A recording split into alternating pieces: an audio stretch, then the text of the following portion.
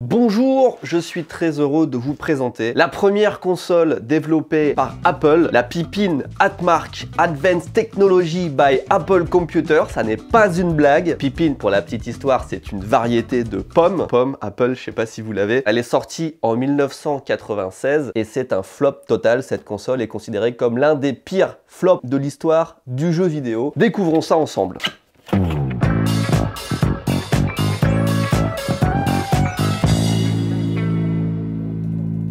C'est une belle bête, celle-ci est neuve, tout emballée, et le pack comprend donc la console, une manette, l'alimentation, un modem pour surfer sur internet. La seule chose qui change entre ces deux packs, c'est que dans celui-ci le modem est intégré et dans celui-ci le modem n'est pas vendu. Nous sommes en 1996, je le répète, et à cette époque les consoles de salon deviennent de plus en plus puissantes et mine de rien se rapprochent de plus en plus des ordinateurs. Ça se voit pas trop en Europe ou aux États-Unis où on se sert surtout de ces consoles pour jouer, mais par exemple au Japon on peut déjà brancher tout ce qui est modem, clavier et plein d'accessoires autour de ces consoles depuis la NES, depuis la Famicom, et du coup il existe potentiellement un futur dans lequel la console remplace l'ordinateur. Et Apple se dit il faut qu'on soit sur le marché. Ils font donc un partenariat avec Bandai qui est très connu et respecté dans le monde des consoles de salon pour notamment la Playdia, que tout le monde connaît. On a tous passé des heures, que dis-je, des jours, des semaines à jouer sur cette console. Pas du tout, hein. Elle est sortie juste au Japon et c'était un flop. Mais pour dire qu'ils avaient déjà un pied dans les consoles de salon, Bandai faisait aussi tout un tas de petits jouets électroniques comme ça, un peu comme les Game & Watch. Et après ça aussi, ils ont fait les superbes WonderSwan en partenariat avec Gunpei Yokoi. Bref, Bandai connaissait les consoles et les jeux. Apple connaissait les ordinateurs. Ils ont fait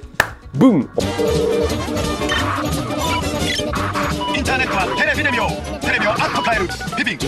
Ça sort en mars 1996 au Japon et en septembre de la même année aux États-Unis et ça va s'arrêter en mars 1997. C'était un échec monumental. Vous connaissez le Virtual Boy qui était le pire échec de Nintendo. Ils en ont vendu 800 000 quasiment et eux 40 000 pour vous dire à quel point la défaite est cuisante. La voici, la fameuse manette. Il y a une espèce de boule de souris au milieu. J'ai une théorie comme quoi toutes les consoles qui n'ont pas fonctionné, elles ont des manettes, je vais pas dire claquées, mais spéciales. Regardez celle-là.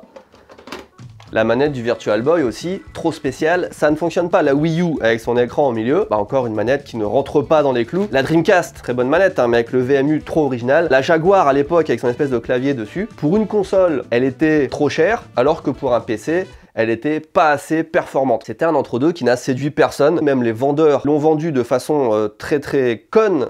Au début, c'était uniquement sur réservation téléphonique. Il y avait des pubs qui passaient, il fallait appeler un numéro. Et d'ailleurs, faisons-le. Je l'ai le numéro 0120 0120.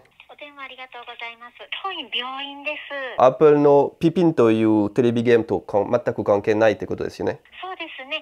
電話番号を確認させていただきます。すいません。はい。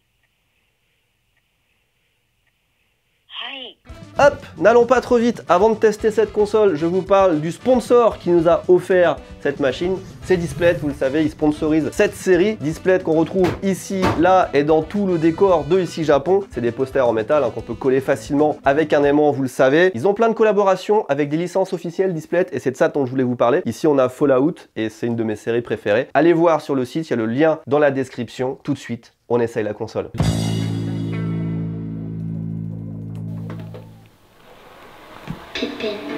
Oh, Pippin. Oh, c'est vraiment un lecteur CD de l'époque. Ouais. T'as une notice qui s'affiche pour te dire comment mettre un CD. Ah, il faut râper le CD avant de le mettre dans le lecteur, d'accord. Il y a des petits 1, 2, 3, 4, des petites encoches sur les boutons, truc original. Et il y a aussi des boutons qui sont placés ici. Ainsi que les deux petits boutons derrière aussi. Et deux gâchettes là. Oh non, t'as vraiment le menu Apple. Comment ça se fait que j'ai Tetris alors qu'on a mis un jeu pour jouer au haricot? Oh là là là là. Ah ouais, c'est Tetris, mais... T'es triste.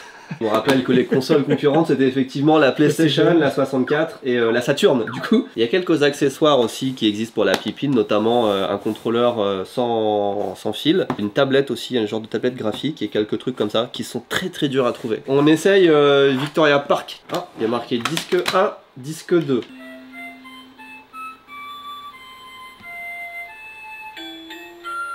C'est peut-être le meilleur jeu de la Pippin. Oui, bon Dieu.